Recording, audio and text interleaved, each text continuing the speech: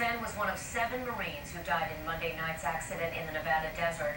Fenn's girlfriend, Amy Frost, had just moved from Washington to be with him.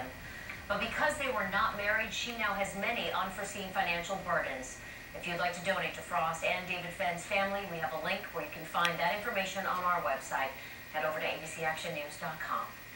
Now a crime alert deputies want you to know about. The Pasco County Sheriff's Office released surveillance pictures of the man they say exposed himself to at least 5 people in the Port Richey area over the past month. In each incident, deputies say the man exposed and touched himself in front of others. If you recognize him, you're asked to call the Pasco County Sheriff's Office.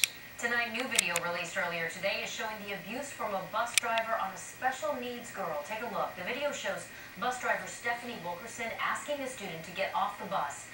When that girl refuses, Wilkerson appears to kick her down the steps, breaking the girl's ankle.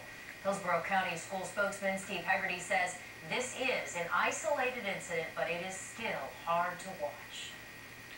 And when bus drivers see something like this, and they'll probably see the video on TV tonight, their heart sinks a little bit because they know that they're looking out for their kids every single day.